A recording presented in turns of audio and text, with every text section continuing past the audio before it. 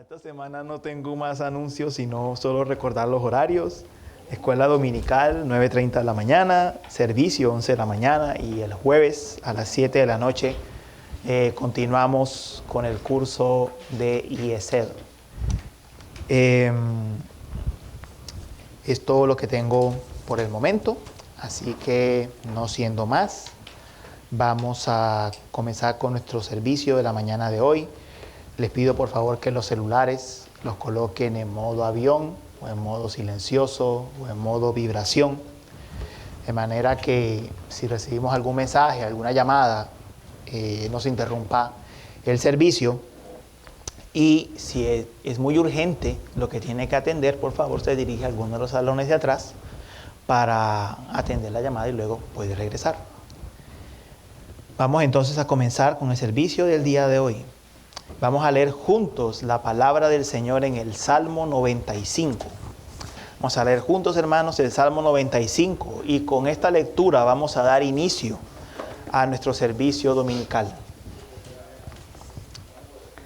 Así dice la palabra de nuestro Dios. Vengan, cantemos con gozo al Señor, aclamemos con júbilo a la roca de nuestra salvación. Vengamos ante su presencia con acción de gracias. Aclamemos a Él con salmos. Porque Dios grande es el Señor, y Rey grande sobre todos los dioses, en cuya mano están las profundidades de la tierra. Suyas son también las cumbres de los montes. Suyo es el mar, pues Él lo hizo, y sus manos formaron la tierra firme. Vengan, adoremos y postrémonos, doblemos la rodilla ante el Señor nuestro Hacedor.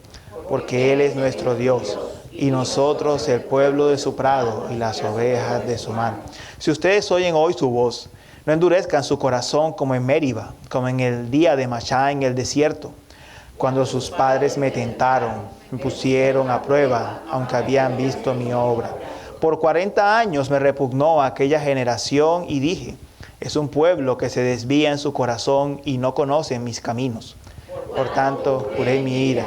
Ciertamente no entrarán en mi reposo. Oremos. Señor nuestro, tú eres el fiel pastor de tu pueblo. Señor, tú eres digno de toda alabanza, de todo loor, de todo honor. Tú que hiciste los cielos y la tierra, hiciste las alturas de los montes, hiciste las profundidades de la tierra, Señor, la anchura del mar, todo te pertenece. Pero también nos hiciste a nosotros tu pueblo, las ovejas de tu prado y el pueblo de tu mano, a quienes nos apacientas como tus ovejas, tú, nuestro buen y fiel pastor. Por favor, ayúdanos hoy a escuchar tu voz, que nuestros corazones no se endurezcan, Señor, al escuchar tu palabra, cantarla y al elevar plegarias delante de ti, sino que tengamos corazones receptivos dados por tu Espíritu para que te adoremos en esta mañana. Ayúdanos, nuestro buen Señor, te lo rogamos por tu santísimo nombre. Amén. Hermanos, vamos a comenzar cantando el himno número 20. Himno 20. Alabad al gran Rey. Aclamad con trompetas delante del Rey Jehová. Salmos 98, verso 6.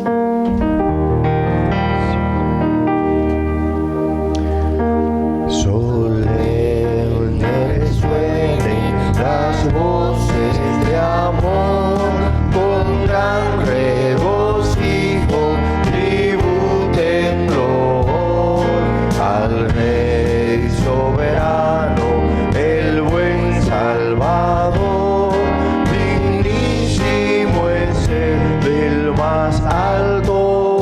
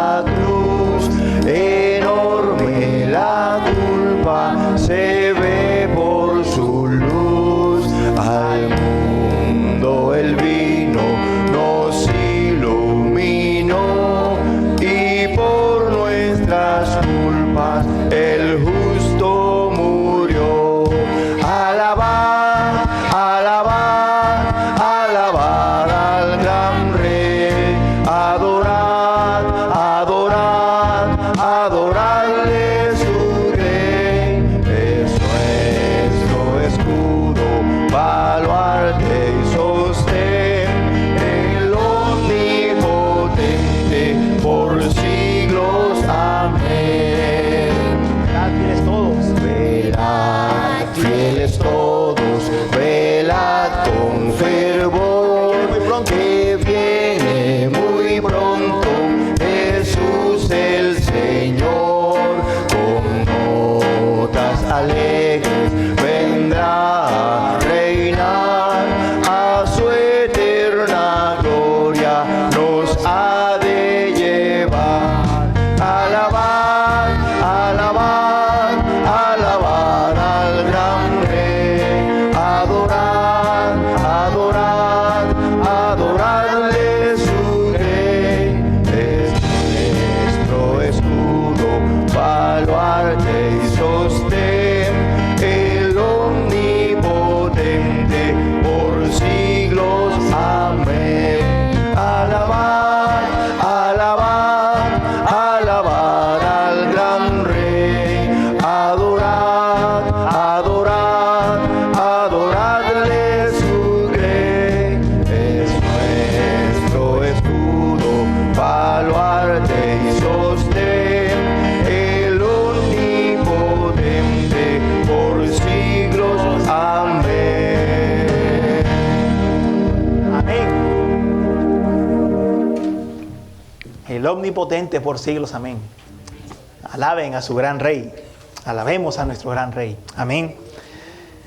Confesemos juntos lo que creemos. Creo en Dios Padre Todopoderoso, Creador del cielo y de la tierra. Creo en Jesucristo, su único Hijo, Señor nuestro, que fue concebido del Espíritu Santo, nació de la Virgen María, padeció bajo el poder de Poncio Pilato, fue crucificado, muerto y sepultado, descendió a los infiernos, al tercer día resucitó de entre los muertos, subió al cielo y está sentado a la diestra de Dios Padre Todopoderoso, y desde allí vendrá al fin del mundo a juzgar a los vivos y a los muertos. Creo en el Espíritu Santo, la Santa Iglesia Universal, la comunión de los santos, el perdón de los pecados, la resurrección de la carne y la vida eterna. Amén. Cantemos ahora en adoración a nuestro Dios el himno 80. Adoradle. Alabaré tu nombre por tu misericordia y tu fidelidad. Salmo 138, verso 2.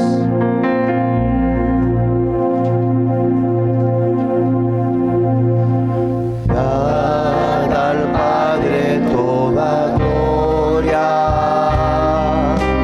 dad al Hijo todo honor, y al Espíritu divino, alabanzas de los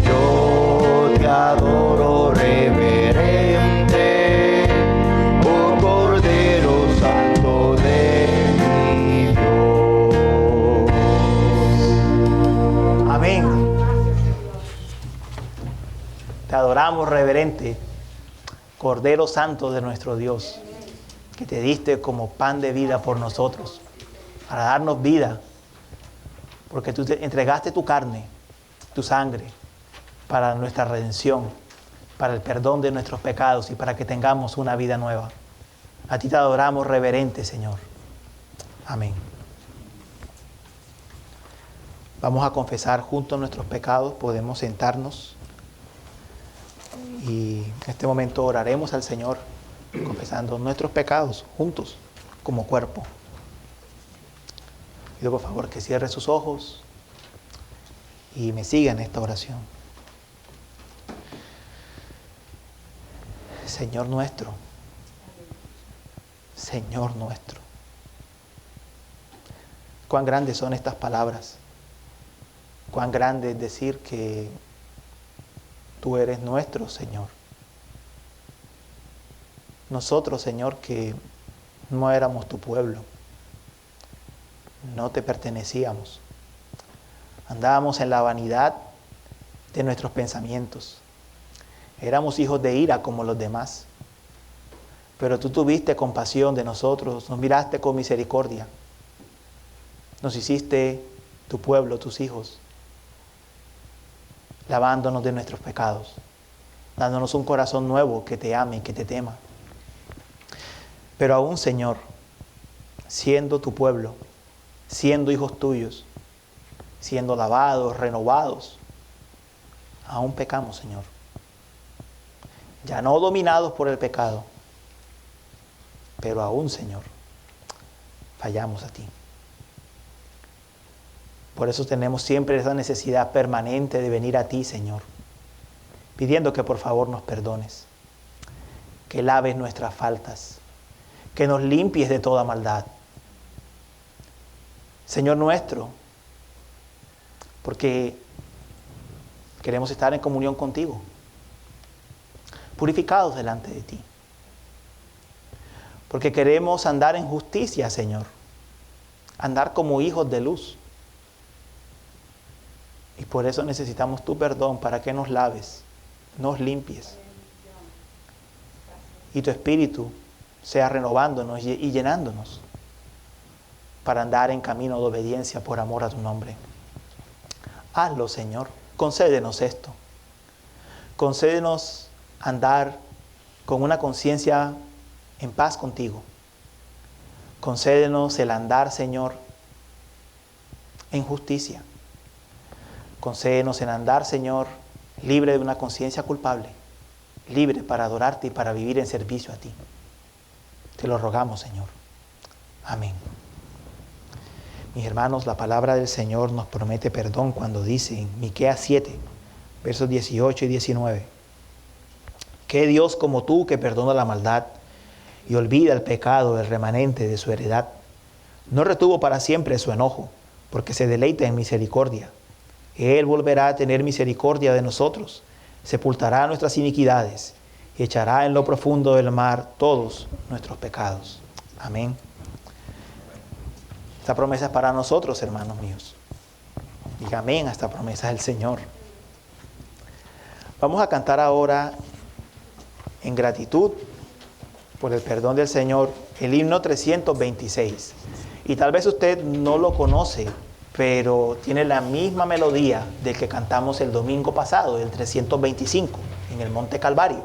Entonces, aunque las palabras son diferentes, la melodía es la misma, va a ser muy fácil de seguir. Haciendo la paz mediante la sangre de su cruz, Colosenses 1, verso 20. Largos años vagué por el valle del mal, sin consuelo, sin fe, sin amor. Y la sombra fatal de la senda que oye, puso en mi alma ayer de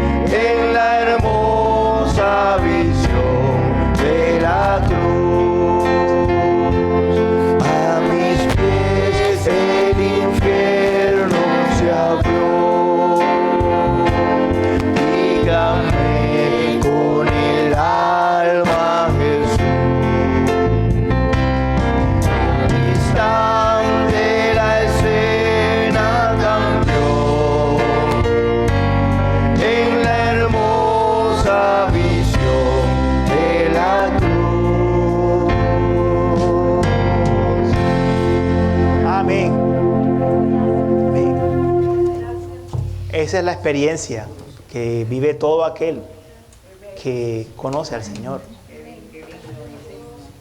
Llega un punto en que tal vez hemos escuchado la palabra muchas veces o la primera vez, pero llega un punto en que sentimos literalmente que el infierno se abra a nuestros pies y que estamos sin salvación. Pero entonces la escena cambia, porque vemos a nuestro Señor Jesucristo y la escena cambia del infierno que se abre bajo nuestros pies a la hermosa visión de la cruz. Amén. Gracias a nuestro Señor. Amén. Hermanos míos, les pido que por favor me acompañen a leer la palabra de Dios en el Salmo 23. Salmo 23 está en la página 552. Salmo 23, página 552. Vamos a leer este famoso, conocido salmo. Salmo 23, página 552. Me dicen por favor amén cuando estemos allí.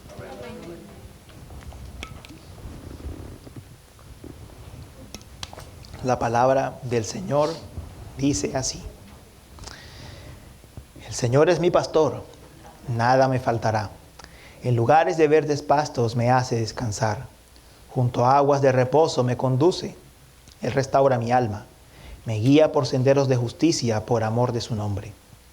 Aunque pase por el valle de sombra de muerte, no temeré mal alguno, porque tú estás conmigo. Tu vara y tu cayado me infunden aliento. Tú preparas mesa delante de mí en presencia de mis enemigos. Has ungido mi cabeza con aceite. Mi copa está rebosando. Ciertamente el bien y la misericordia me seguirán todos los días de mi vida, y en la casa del Señor moraré por largos días.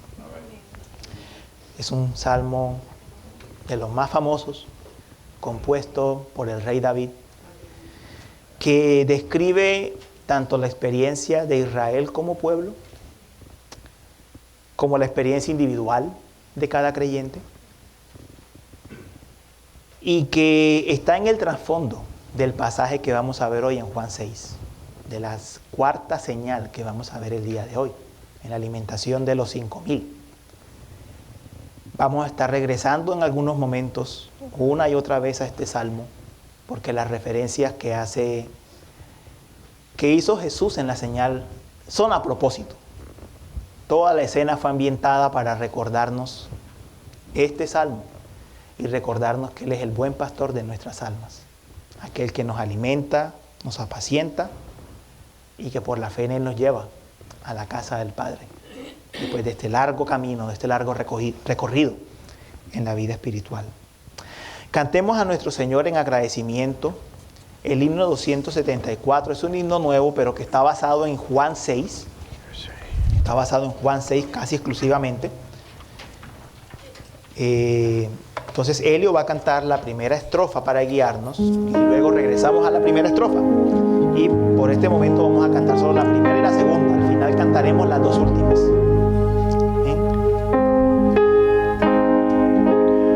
Dame de buen Señor, de vida el pan, como lo hiciste un día junto al mar. Mi alma te busca a ti, Verbo de Dios, y en tu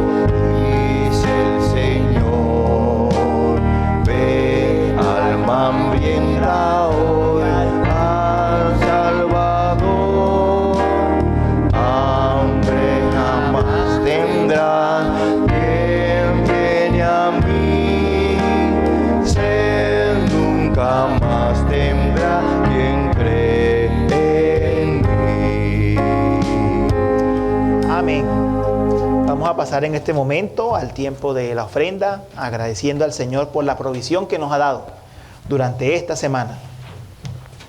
Recordando que la palabra del Señor nos dice: honra al Señor con tus bienes y con las primicias de todos tus frutos.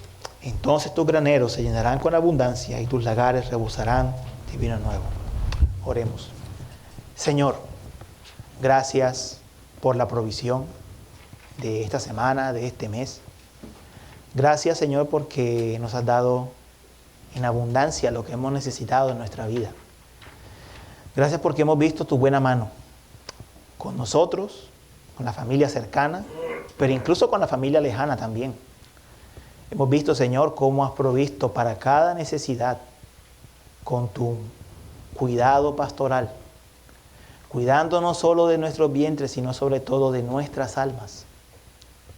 Gracias, Señor, porque a veces nos pones en situación de necesidad para que recordemos quién es nuestra provisión, para que recordemos no solamente el regalo, sino al dador. Gracias, Señor, por cada cosa que nos has dado en el transcurso de estos días, de este mes. Y solo te pedimos que lo que hemos ofrendado lo hayamos hecho motivados con un corazón de gratitud, Señor, porque eso es lo que nos mueve. La gratitud, recíbelo, Señor, como ofrenda de gratitud de parte de tu pueblo. Te lo rogamos, Señor. Amén. Bien, mis hermanos, vamos a cantar juntos el himno 510, que ya hemos venido cantando estos domingos, así que más de uno ya se lo sabe. Himno 510. Fiel mayordomo seré, perdón, desde que comenzamos el domingo pasado. Fiel mayordomo seré. Bien, buen siervo, sobre poco has sido fiel, sobre mucho te pondré. Mateo 25, verso 23. Vengo rendido a tus pies, Señor, quiero fielmente depositar tiempo, dinero, mi don de amor, ofrenda grata hoy vengo a dar. Un buen don viene de Dios, ¿cómo negarlo podré? Fiel mayordomo de Cristo seré y un día el mundo veré. Probablemente dice el Señor y bendiciones derramaré. Fiel a mis votos de fe seré, testigo digno de mi Señor. Todo buen don viene de Dios, ¿cómo negarlo podré? Fiel mayordomo de Cristo seré, y un día fiel siervo oiré. Tú vas conmigo, no dudaré, en tus promesas yo confiaré. De lo que es tuyo yo te daré, y almas preciosas cosecharé. Todo buen don viene de Dios, ¿cómo negarlo podré? Fiel mayordomo de Cristo seré, y un día mi siervo seré. Amén. Vamos entonces al Evangelio de Juan, capítulo 6, versos 1 al 15. Está en la página 1088. Evangelio de Juan, capítulo 6, versos del 1 al 15, página 1088. Me dicen por favor cuando lleguen allí.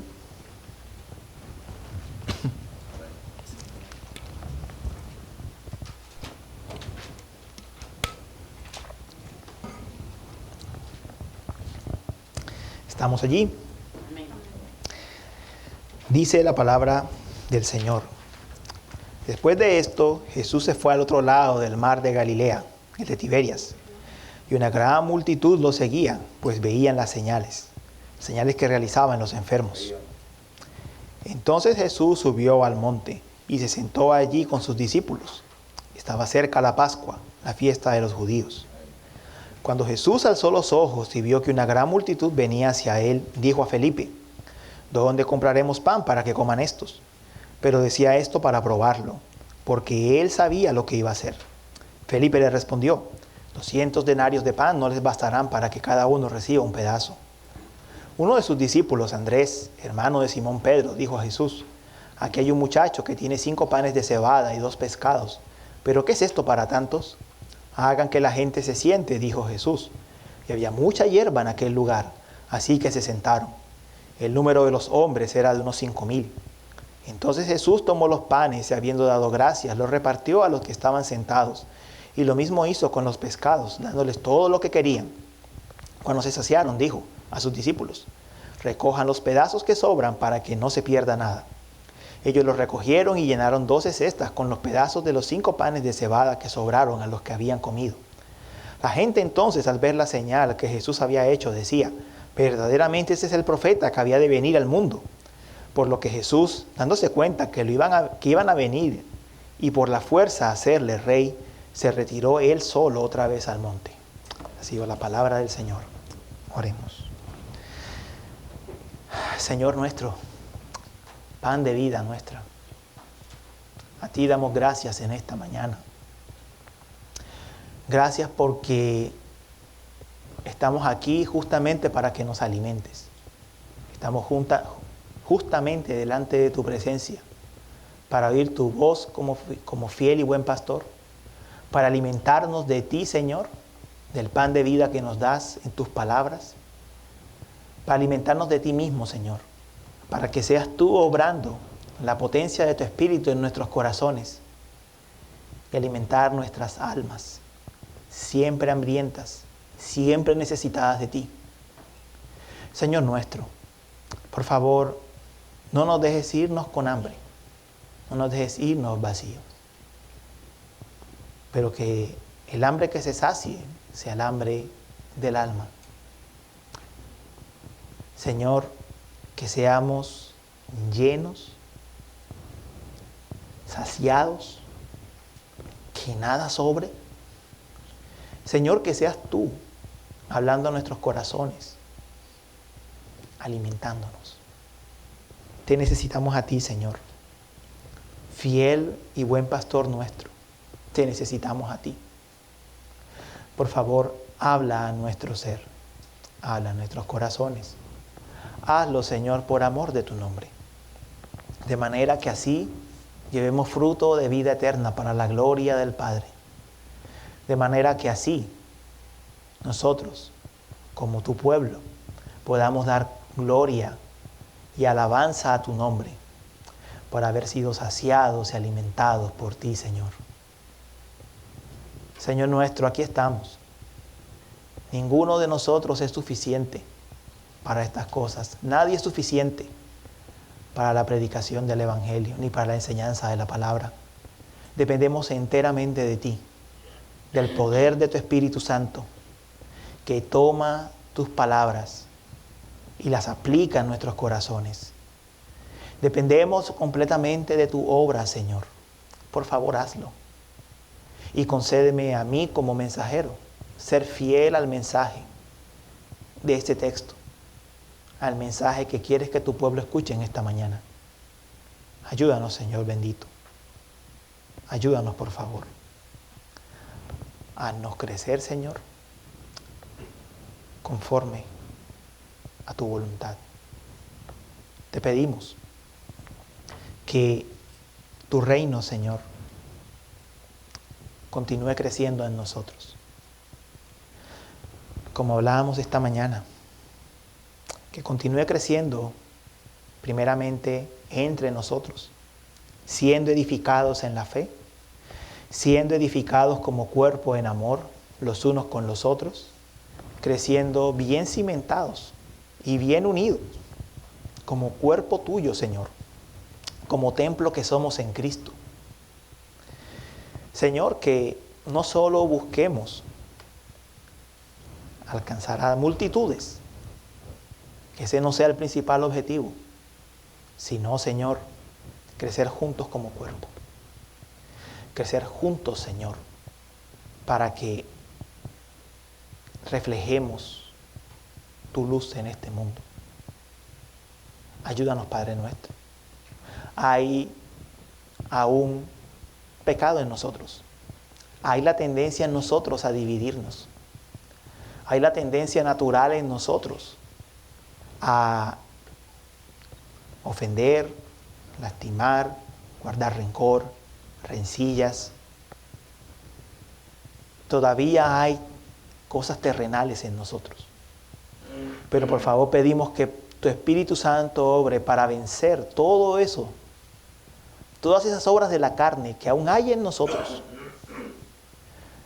Y Señor, sean reemplazadas con fruto espiritual de amor los unos por los otros, edificados en justicia, en obediencia, en esperanza, Señor. Por favor, ayúdanos. Ayúdanos a hacer ese templo santo, ese cuerpo tuyo que nos ha llamado a ser. Nosotros te pedimos, Señor, igualmente crecer para con los de afuera, que tu mensaje llegue, Señor, a los que no te conocen, que nos ayudes en nuestras relaciones cotidianas para llevar el mensaje, Señor, para dar a conocer tu evangelio a otros, a los que no te conocen. Señor, danos gracia con las personas, de manera que el evangelio siga siendo proclamado, predicado y transformando las vidas, Señor, trayendo a la fe, atrayendo, Señor, a aquellos que tienes escogidos para vida eterna. Ayúdanos, Señor nuestro. Dependemos completamente de ti para esta obra, Señor, que parece ordinaria, que parece simple, que parecen conversaciones cotidianas, pero que son la obra, Señor, del evangelio aquí en la tierra. Ayúdanos, Señor, igualmente como iglesia. Ayúdanos a las iglesias que estamos aquí representadas, a la iglesia de Brasil, a la iglesia americana, a nosotros, a continuar predicando, Señor, en el contexto que nos ha dado a cada uno de nosotros, el campo que cada uno está llamado, Señor, el que está llamado a sembrar la palabra, Señor, y a trabajar. Ayúdanos, Señor, a proclamar el mensaje con fidelidad, a que las almas sean edificadas y a que muchas personas más te conozcan. Pero te pedimos, Señor, por tu iglesia, en este país y en nuestros países hispanos, para que la iglesia también prospere en su obra, Señor, en la obra del ministerio, para que la verdad, Señor, la sana doctrina, Señor, continúe avanzando, continúe creciendo, Señor, y las almas sean llamadas al conocimiento tuyo, Señor. Y pedimos por tu iglesia a nivel mundial, Señor, tantos lugares de persecución, tantos lugares en dificultades. Pedimos que allí también esté tu testimonio, acompañando, Señor, a todos esos hermanos que se dan literalmente la vida por el evangelio. Por favor, Señor, bendice la obra tuya en todo lugar, en todo momento, Señor. Y ayúdanos a nosotros a ser fieles, Señor, en el lugar que nos has colocado. Te pedimos, Señor, por todos los que trabajan en tu obra, bendícelos a todos, Señor. Desde la labor más humilde, desde la labor más sencilla, hasta la labor de enseñanza, Señor. Bendice toda obra que se hace en nombre tuyo, Señor. Porque tú has dicho que ni un vaso de agua, Señor, se quedará sin recompensa en el reino de los cielos. Por favor, Señor, que estemos llenos de ese pensamiento y entendamos que para ti toda obra, Señor, en tu reino es importante. Señor nuestro, te pedimos que nos ayudes a vivir bajo tu voluntad, creyendo, obedeciendo tu santa palabra. Que nos ayudes, Señor, a vivir para gloria tuya en todo lo que hagamos. Que tu voluntad sea nuestra alegría, que tu palabra sea nuestro deleite y ponerla por obra, Señor, sea nuestra vida. Te pedimos igualmente, Señor, por las peticiones que tenemos a nivel de salud, particularmente ponemos delante de ti a Wilma en esta mañana. Te rogamos por su recuperación, Señor. Damos gracias, elevamos acciones de gracias porque Señor, tú la sacaste bien de la cirugía, sin problemas, Señor, y dando gracias a tu nombre. Y nos regocijamos en el resultado de la cirugía de Wilma, Señor. Te pedimos por su pronta recuperación, te pedimos porque la recuperación avance normalmente, sin ningún problema. Te pedimos igualmente, Señor, por la recuperación de Elías. Él manifiesta dolencias en el hombro.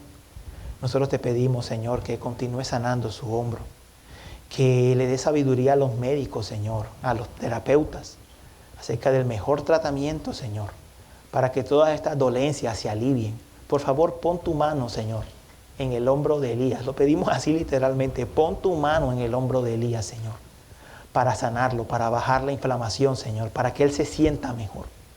Por favor, Señor, te lo pedimos por nuestro hermano amado. Y te pedimos, Señor, igualmente por los que vienen manifestando problemas con los nervios, con las emociones, como Elizabeth o como Eda, Señor. Te pedimos que por favor les ayudes. Señor, toma el control de sus emociones, pacifica sus corazones, Señor, de manera que puedan experimentar días tranquilos, Señor. Lo pedimos, por favor. Señor nuestro, te rogamos porque así como oramos por el perdón de nuestros pecados, porque nos hagas perdonadores, Señor. Ayúdanos a no ser rencorosos, a no guardar rencillas, Señor, a no guardar nada en contra de nadie, Señor. Que si estamos enojados, no se ponga el sol sobre nuestro enojo, Señor. Sea con nuestro cónyuge, con quien sea. Que haya perdón, que haya reconciliación, Señor. Lo rogamos. Que el amor abunde entre nosotros. Que el perdón abunde entre nosotros, Señor. Y te pedimos que por favor nos libres de la tentación, del maligno. El maligno busca, Señor, cómo estorbar siempre tu obra. Siempre busca cómo dividir, cómo causar daño. Pero tú, Señor Jesucristo, cuando viniste a la tierra, lo viste cayendo del cielo como un rayo. Lo viste, Señor, recibiendo un golpe mortal. Y confiamos, Señor, en que Él no puede llegar más allá de lo que tú, Señor, le permitas. Por eso oramos, Señor, porque con tu poder, Señor, tú mantengas el enemigo alejado de nosotros y nos ayudes, Señor, a vivir para gloria tuya, Señor, fuera de cualquier tentación. Pero si llega el día, Señor, en que somos tentados, que por favor nos des la fuerza, Señor, para salir de la tentación y no caer en ella. Estas cosas, Señor, las pedimos en tu santo nombre, porque tuyo es el reino y la gloria y el poder, ahora y por siempre. Amén. Bueno, mis hermanos, ayer estábamos en celebración, comiendo. Espero que todos hayan disfrutado, todos los que estuvieron allí presentes hayan disfrutado de la comida. Fue un rato agradable en que pudimos tener la oportunidad de no solo de comer, sino compartir los unos con los otros. Pero tenemos que recordar que la comida señalaba una realidad más profunda. El propósito de la Cena Internacional no es simplemente comer mucho, sino reflejar, como lo destaca el pastor John King año tras año, destacar la unidad en el cuerpo de Cristo. Por eso se organizan las mesas de acuerdo con los países, somos invitados a comer comida de otros países, de otras regiones. Es una forma de mostrar amor, es una forma de mostrar que pertenecemos al cuerpo de Cristo que sobrepasa este país, que sobrepasa este continente, que está disperso en todos los lugares del mundo. Y hay que decirlo, esta iglesia tiene una gran bendición, hablando de la iglesia en general, y es que tiene personas de muchísimas nacionalidades diferentes, y se refleja esa unidad. Pero hay que tener presente precisamente el significado. La comida siempre apunta a algo más profundo. En la Escritura la comida implica comunión. Y en este pasaje que vamos a ver hoy, la comida que el Señor Jesús va a proveer a este grupo que lo sigue, señala una realidad mucho mayor. Recuerden que el Evangelio de Juan está compuesto por señales, 7 señales. 7 señales que van más allá de ser meros prodigios. 7 señales que buscan mostrarnos quién es Jesús en realidad. Y viendo quién es Él, por la fe en Él tengamos vida en su nombre. Y la señal de hoy, del pan, nos presenta a Jesús como el pastor y el pan de vida para su pueblo. La pregunta para nosotros el día de hoy va a ser, ¿por qué acudimos a Jesús? ¿Acudimos solo por lo que nos da o por lo que nos puede dar o porque Él mismo es el pan de vida? Esa es la pregunta de esta mañana. Nuestro sermón se titula El pastor que satisface. El pastor que satisface. Y tiene 4 puntos. El pastor revelado, el pastor que prueba, el pastor que alimenta y el pastor rechazado. Revelado, prueba, alimenta, rechazado. Oremos al Señor. Señor, en este momento pedimos que tu santa palabra retumbe en nuestros corazones. Que quede bien arraigada y cimentada. De manera, Señor, que dé fruto de vida eterna. Por favor, ayúdanos. Ayúdanos a verte en tu palabra. A no perdernos, Señor, de tu palabra por concentrarnos en detalles pequeños. Ayúdanos a entender el mensaje que tienes para nosotros en esta mañana. Y que siendo alimentados por ti, Señor, y tu palabra, recurramos a ti como nuestro pan de vida y como pastor nuestro. Te lo rogamos, Señor. Amén. Bueno, los primeros 4 versículos del pasaje dicen: después de esto, Jesús se fue al otro lado del mar de Galilea, el de Tiberias, y una gran multitud lo seguía, pues veían las señales que realizaban los enfermos. Entonces Jesús subió al monte y se sentó allí con sus discípulos. Estaba cerca la Pascua, la fiesta de los judíos. Estos 4 primeros versículos nos dan una cantidad de detalles que preparan la escena. Juan, como lo vimos en el pasaje anterior, Juan está preparando una pintura bíblica, una pintura teológica, que nos permite entender todo lo demás que se va a narrar después.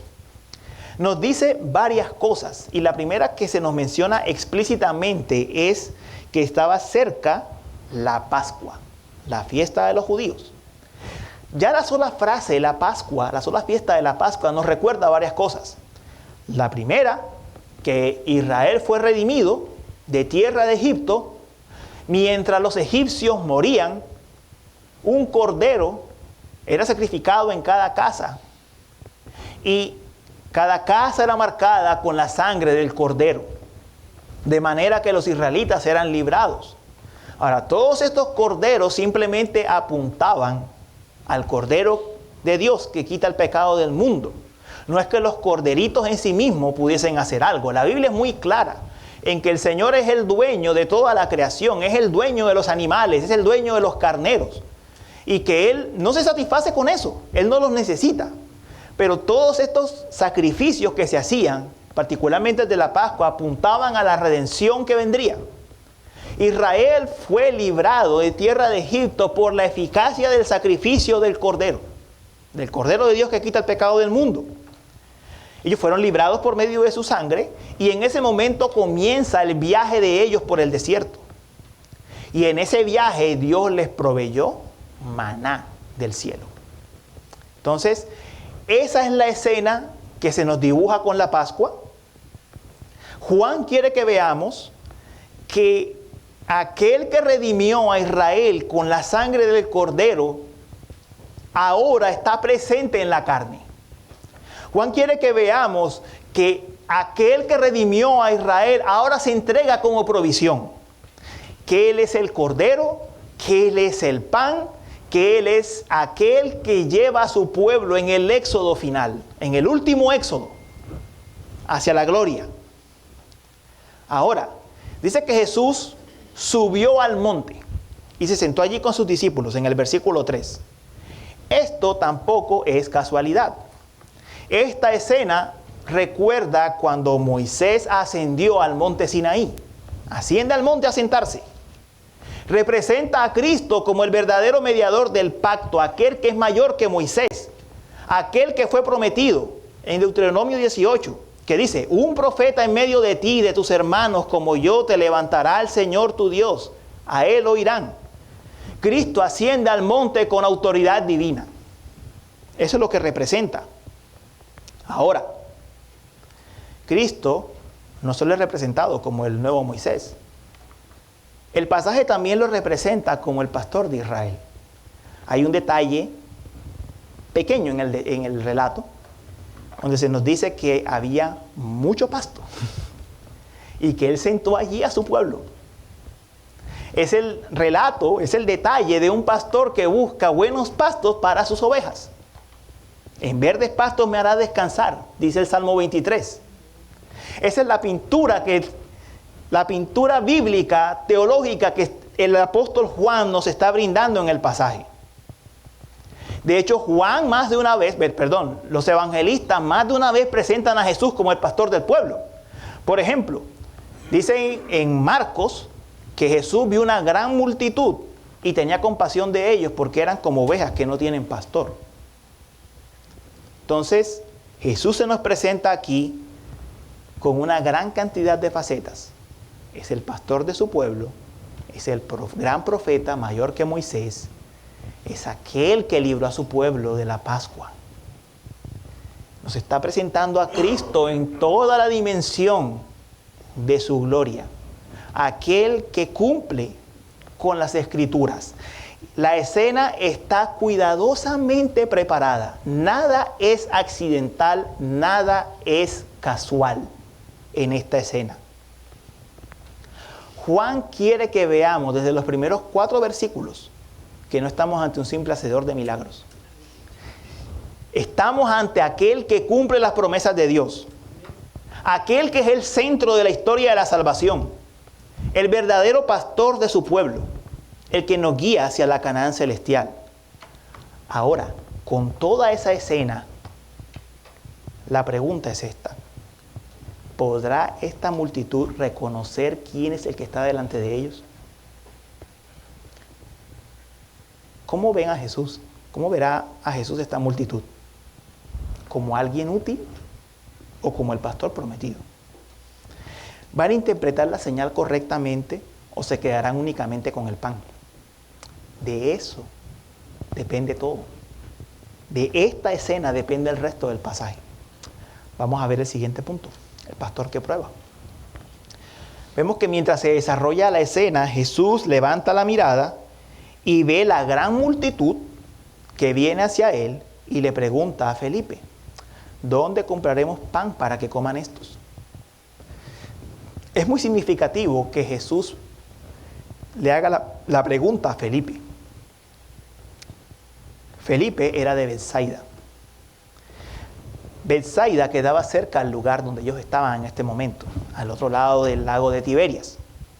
Entonces Felipe conocía el área. Felipe sabía cómo funcionaba el área, la economía. Él conocía el lugar perfectamente. Él era el más apto para evaluar toda la situación.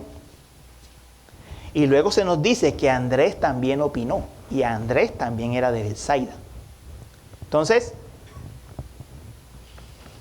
Jesús le hace la pregunta a él y nos dice inmediatamente para qué.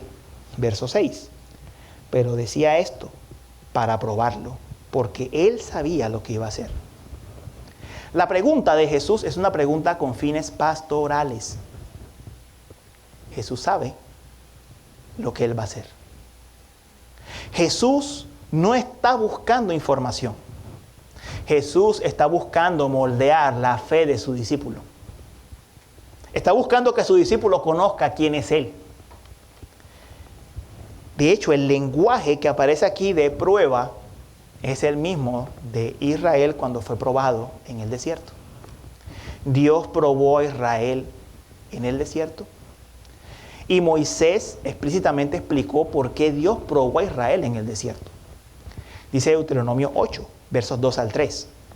Y te acordarás de todo el camino por donde el Señor tu Dios te ha traído por el desierto durante estos 40 años para humillarte, probándote, a fin de saber lo que había en tu corazón, si guardarías o no sus mandamientos. Él te humilló y te dejó tener hambre y te alimentó con el maná que tú no conocías, ni tus padres habían conocido, para hacerte entender que el hombre no solo vive de pan, sino que vive de todo lo que procede de la boca del Señor.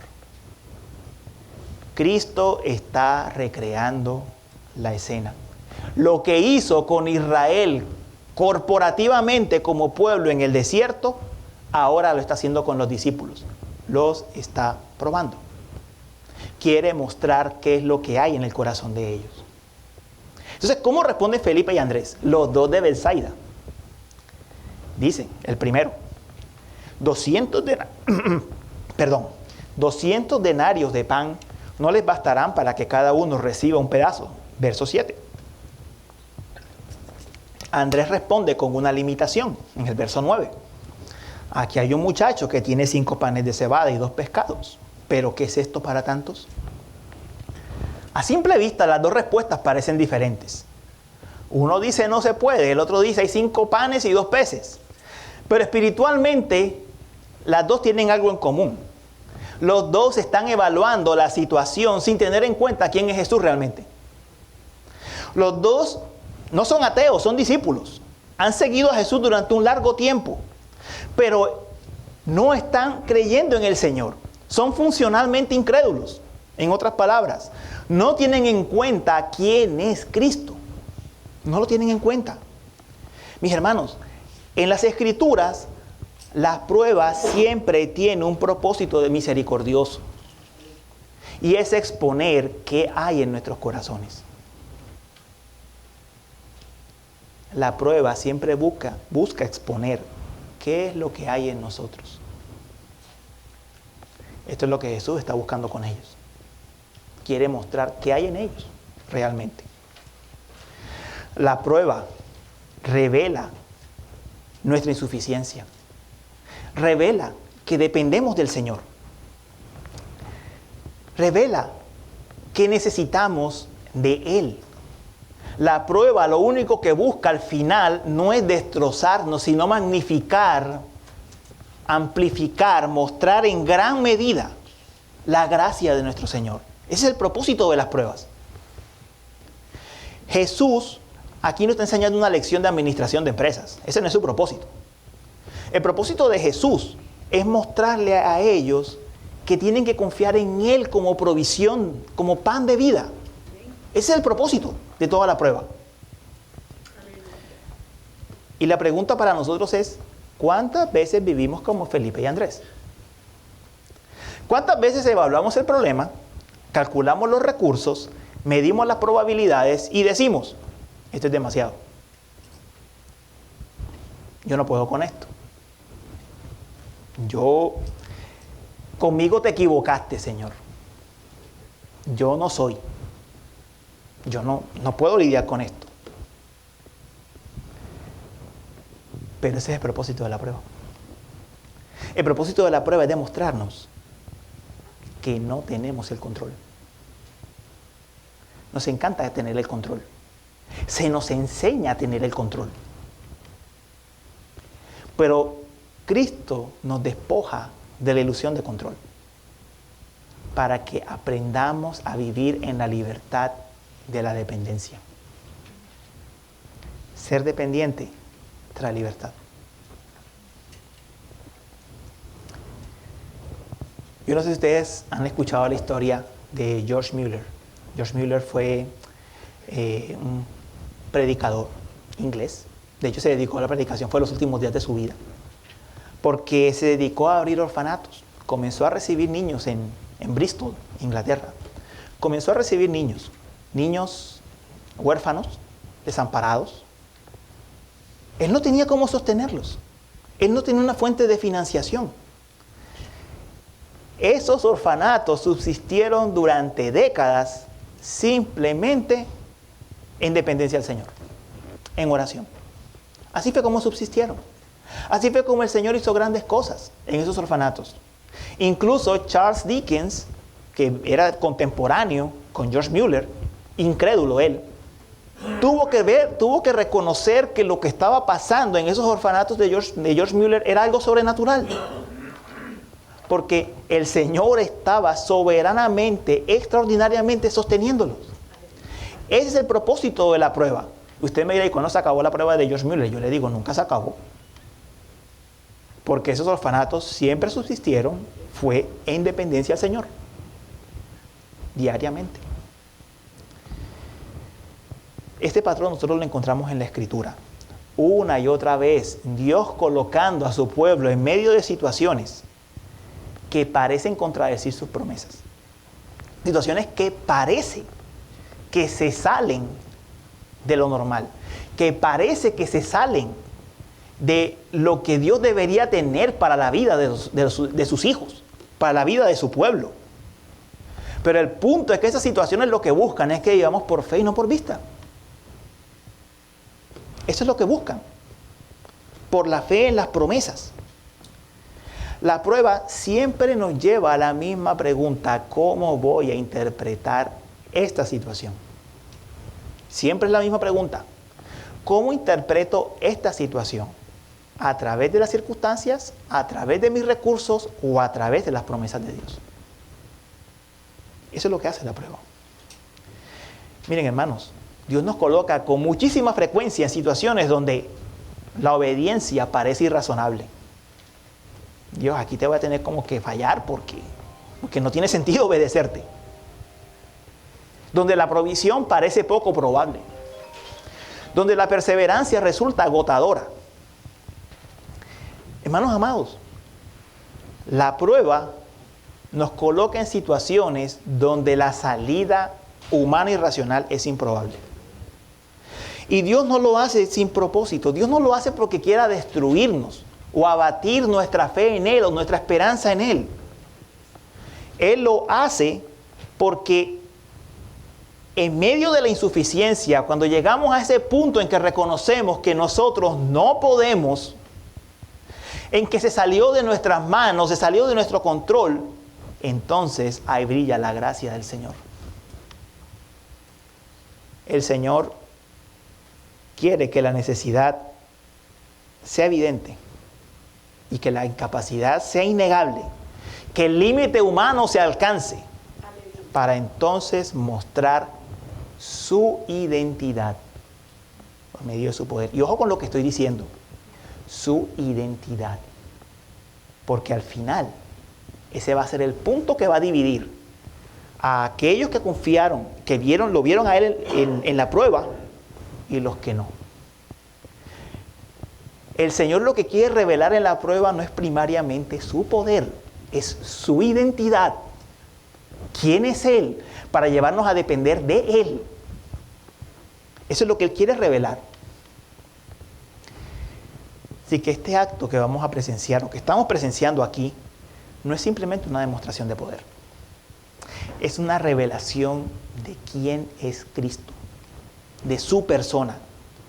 Porque Él es el Redentor que no abandona a su pueblo, Él es el pastor que alimenta a sus ovejas y es el pan de vida que satisface lo más profundo del alma. Y la pregunta que queda suspendida en el aire en este punto del pasaje es: ¿reconoceremos a Cristo revelado en su gracia o reconoceremos solo el pan que pone en nuestras manos? Vamos a ver el siguiente punto. En este punto ya Jesús no prueba, no pregunta, sino que muestra su actuar soberano. Es como dice el verso 10. Aquí habla Jesús. Hagan que la gente se siente, dijo Jesús. Y había mucha hierba en aquel lugar, así que se sentaron. El número de los hombres era de unos 5,000. El número de los hombres era de 5,000. Nótenlo cómo lo dice. Jesús empieza a ordenar. Hagan que la gente se siente. Es una orden. Él dirige a esta congregación. Es una congregación dirigida por un pastor. La gente aquí no tiene el control. La gente no se organiza, la gente no aporta recursos. Las personas acá no dan su opinión, no trabajan por su sustento. Aquí no hay nada. Aquí el ser humano brilla por su insuficiencia. Es Él quien actúa soberanamente y simplemente ordena, define cómo van a estar sentados, dónde van a estar sentados, designa que van a recibir y los prepara para la gracia. Y añade un detalle: y había mucha hierba en aquel lugar, así que se sentaron. El Señor Jesús, el buen pastor, los ha sentado como ovejas en el pasto. Alabado sea su nombre. Los ha sentado como ovejas en el pasto. En verdes pastos los hace descansar. Así que Cristo no solo está proveyendo alimento, Él está pastoreando a este grupo. Y Juan continúa.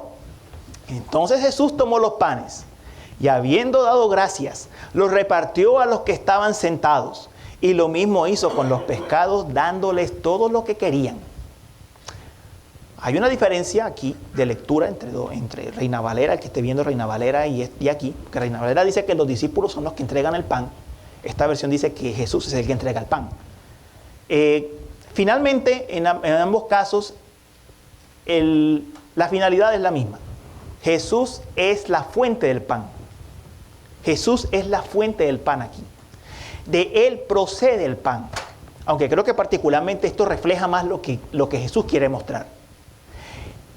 Hermanos, Jesús pasa a darles directamente el pan. Y en eso este milagro se diferencia de las otras multiplicaciones que Jesús había hecho.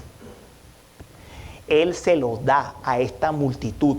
Él es la fuente del pan. Él es la fuente del pan. Él es el que está alimentando a estas ovejas. Él es el dador Él es el pan de vida. Él es la fuente de cuidado para su pueblo. Y el resultado no es una supervivencia mínima, sino que quedan satisfechos. Dice que les dio todo lo que querían. Dice Salmo 23 en el versículo 1. El Señor es mi pastor, nada me faltará. Provee abundantemente. Provee lo que necesitan. El Señor se ha encargado de la necesidad de este pueblo. Y después de que todos comieron, Juan nos dice que Jesús mandó a recoger los pedazos que sobraron para que no se perdiera nada. Ese, mis hermanos, es el lenguaje del maná y de la Pascua. En la Pascua nada podía quedar. Cuando el maná se daba la porción exacta del pueblo.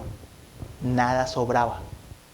Es el lenguaje de que el Señor da lo que su pueblo necesita en el momento que lo necesita. ¿Y por qué el Señor actúa así? Porque el Señor nos quiere mantener en dependencia a Él. Es la manera en que Él nos mantiene en dependencia. Así Él nos enseña a que siempre somos dependientes de Él. ¿Qué pasaba con el maná cuando se almacenaba? Al día siguiente se podría. Aquí nada sobra. Y Jesús da la orden que no sobre nada. Es la provisión suficiente. Lo que sobró, vaya a saber qué destino tenía al fin. Porque el texto no lo dice. Pero el punto es que nada debe sobrar. El pueblo tiene exactamente lo que necesita. Está satisfecho. Y si en media hora el pueblo vuelve a tener hambre, el Señor va a volver a proveer. Y si en 3 días el pueblo vuelve a tener hambre en el camino, el Señor va a volver a proveer. Eso es lo que el Señor quiere enseñar. Dependencia. Es el propósito de la señal. Y dice que ellos recogieron los pedazos en el verso 13 y llenaron 12 cestas con los pedazos de los 5 panes de cebada que sobraron a los que habían comido. El detalle de los 12 no es casual. 12 tribus, 12 apóstoles, 12 cestas. El Señor tiene provisión para todo su pueblo. El Señor es la provisión suficiente de su pueblo. Él es la provisión suficiente de su pueblo. En su pueblo nadie se queda olvidado, nadie se queda ignorado, nadie queda excluido. Como el Señor mismo diría después, todo lo que el Padre me da viene a mí, y el que viene a mí no le echo fuera. Nadie queda excluido. El número de aquellos que son los escogidos de Dios está plenamente definido por Dios Padre. Y a ninguno le va a hacer falta la provisión de vida que es Cristo. A nadie. Ese es el plan perfecto de nuestro Dios. No hay escasez en la gracia. No hay falta de provisión.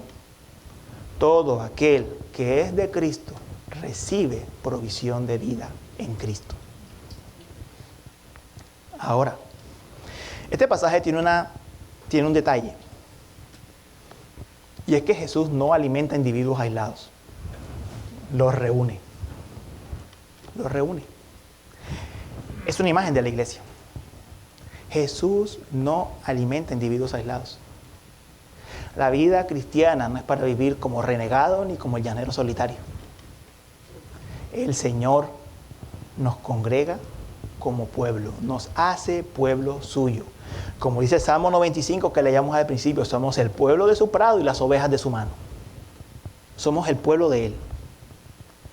Y la Escritura, cuando vincula la alimentación con la adoración, utiliza siempre el grupo. La palabra predicada es la palabra predicada a la iglesia, segunda de Timoteo 4, verso 2. Las oraciones son ofrecidas juntos, Hechos 2, verso 42. La cena del Señor se comparte como cuerpo, primera de Corintios 10, 17.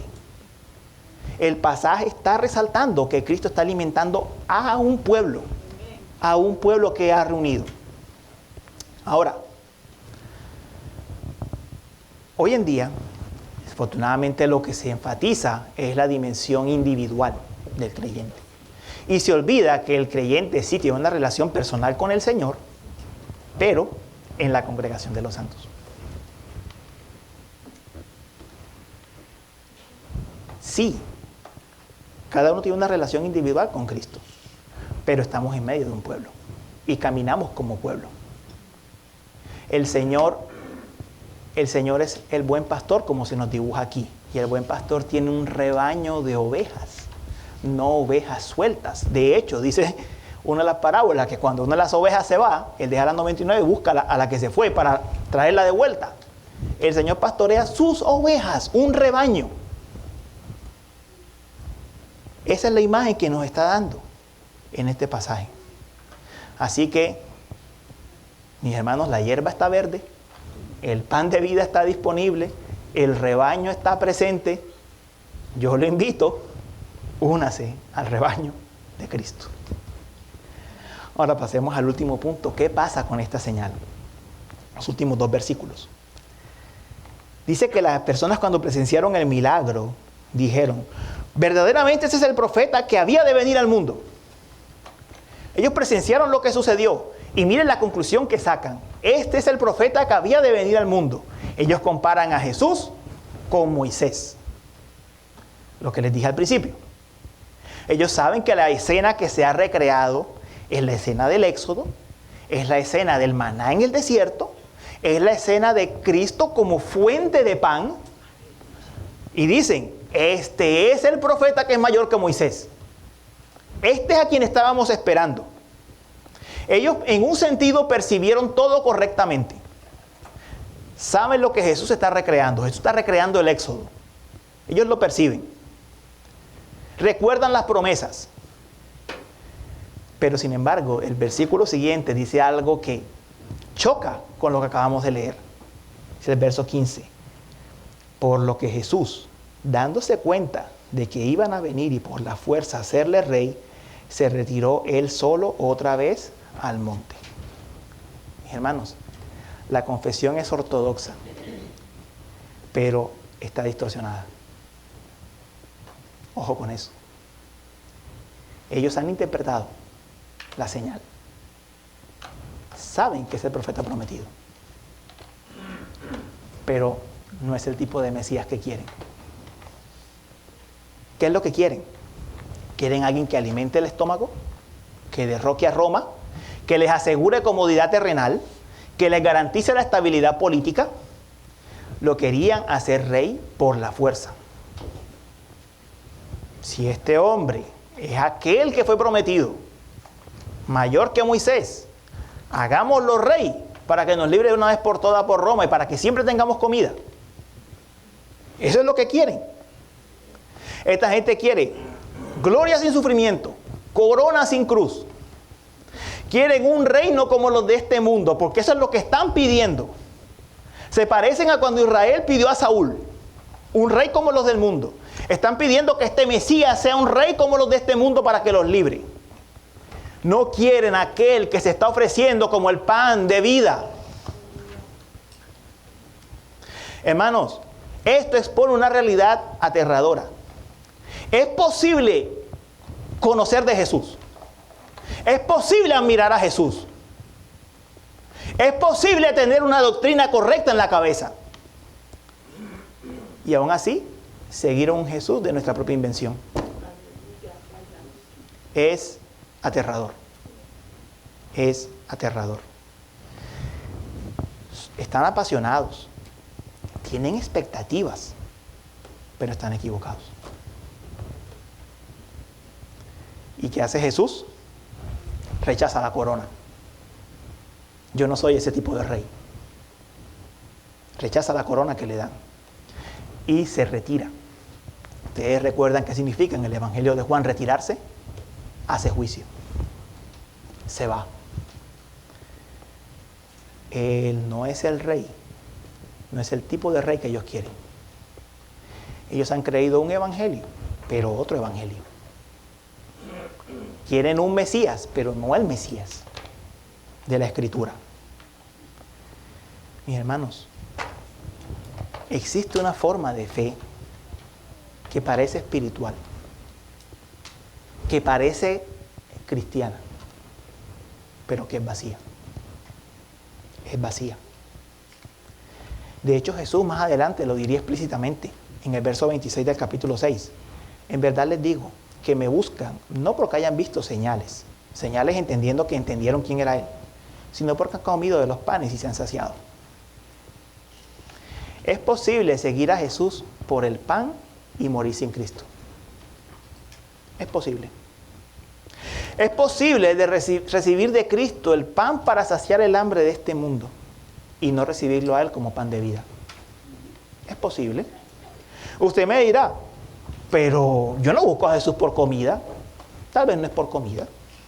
Tal vez usted busca un Jesús que le dé paz emocional. Tal vez busca un Jesús que lo mantenga en control. Tal vez usted busca un Jesús que lo mantenga en una posición respetable en la comunidad. O incluso un Jesús que le dé trabajo. Trabajo pastoral. Hasta trabajo pastoral incluyo allí. Tal vez busca un Jesús que le arregle su situación en este mundo. Pero sea lo que sea, desde el trabajo más humilde hasta el trabajo más eclesiástico más elevado que podamos imaginar, si Cristo no es recibido como pan de vida, simplemente se está recibiendo como pan de este mundo. Simplemente. La fe falsa ama los beneficios, disfruta de lo que Jesús hace, desea comodidad, evita el arrepentimiento y se resiste a la sumisión. Estas personas, hermanos, se los recuerdo,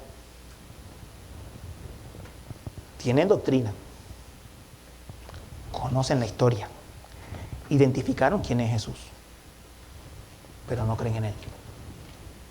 No creen verdaderamente en Él. No han comido de Él como pan de vida. Y es un peligro que debemos evitar. Y la pregunta viene para nosotros. ¿Por qué buscamos a Cristo? ¿Cuál es la razón por la que buscamos al Señor? ¿Qué es lo que nos mueve a venir a Él? La pregunta no es si era el pan de vida para esta gente. La pregunta para nosotros ¿es nuestro pan de vida? ¿Es nuestro pan de vida? La verdadera fe no acude a Cristo por lo que puede dar, sino porque Él se ha dado. Porque Él se ha dado. Tengamos cuidado en cómo nos aproximamos al Señor. El mismo Cristo dijo explícitamente que era recibirlo a Él como pan de vida. Dice más adelante en el versículo 35, yo soy el pan de la vida. El que viene a mí no tendrá hambre, y el que cree en mí nunca tendrá sed. Ahora, ¿qué significa eso exactamente? Verso 51 del capítulo 6, yo soy el pan vivo que descendió del cielo. Si alguien come de este pan, vivirá para siempre. Y el pan que yo también daré por la vida del mundo es mi carne. ¿Qué significa comer de Cristo como pan de vida? Venir a Él, confiar en su sacrificio para el perdón de nuestros pecados y descansar en Él y solamente en Él. Eso es lo que significa. Y ahora, usted dirá, yo no tengo tanto tiempo en la fe, o yo tengo mucho tiempo en la fe. Noten que para todos es el mismo pan. Ni el que tiene muchos años en la fe puede decir en algún punto de su vida, yo no necesito el pan. Siempre permanecerá en el estado básico de necesitar el pan. Ni el que está nuevo puede jamás decir, el Señor no me dará del pan. Porque si ha venido a Él, es porque Él se ha dado como pan de vida para usted. Ni el que tiene más tiempo, ni el que tiene menos tiempo podrá jamás decir que no tiene necesidad de venir a Cristo.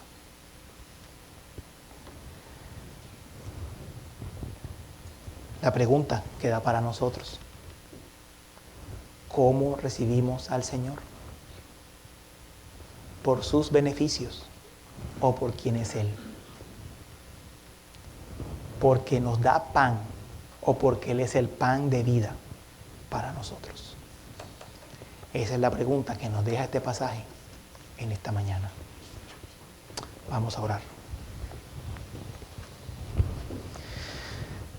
Señor, pan de la vida, aliméntanos de ti, Señor. Que estas palabras hayan sido pan de vida para nosotros. Que digamos como dijo Pedro, ¿a quién acudiremos? Solo tú tienes palabras de vida eterna. Que estas palabras hayan sido vida eterna para nosotros. Que a los creyentes, a los que tienen tiempo en la fe, o incluso a los nuevos, los haya santificado, renovado, alimentado en su andar. Pero a quienes no han creído, haya sido pan de vida para calmar su hambre espiritual. Pedimos en esta mañana, Señor, porque tú nos dejaste esta señal para que viéndola tengamos fe en ti y tengamos vida en tu nombre. Te lo pedimos, Señor. Cumple con tu palabra y con el propósito por el cual la has enviado. Te lo pedimos, por favor. Amén. Bueno, hermanos, vamos a cantar las estrofas 3 y 4 del himno 274 que cantamos hace unos minutos.